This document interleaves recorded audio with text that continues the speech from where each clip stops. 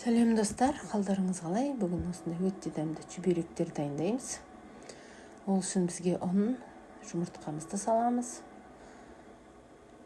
Тұзымызды, қаймағымызды саламыз. Бәрі көз мөлшермен үйде не бар деген сияқты. Елейміз жақсылап. Жылы сумен еледім. Өте жұмсақ қамыр шықты. Мінекейіңіздер, қамырымыз дайын. Енді қамырымызды кішкене қолмен елеп қойып қоямыз. Салмамызды дайындағанша. Салмамызға фарш,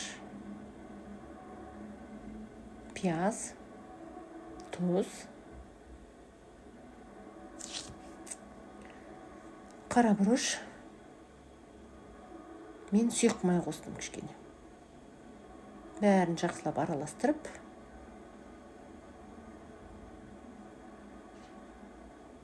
мінекейіңіз, фаршымыз дайын. Енді жаймамызды жаямыз. Жеке-жеке жаюға болады, бірақ маған осылай ұнайды.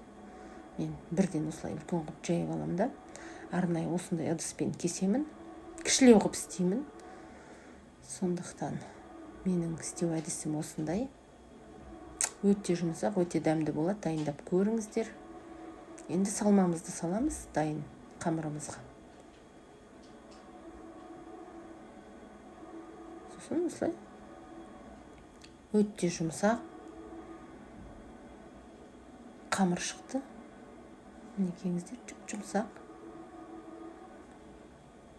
Келесісін көрсетейін. Жасап көріңіздер. Бәрін көз мөлшерімен, ешқандай өлшеген жоқпын. Өзімнің үйде дайындауым бойынша қызып тұрған майымызға чебуректерімізді сала береміз. Менде өте көп чебуреки шықты. 2 тарелка, 2 табақ.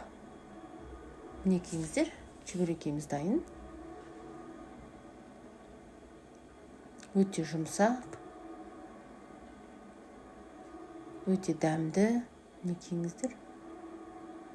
Жасап көріңіздер, маған тіркеліңіздер, лайк басыңыздар.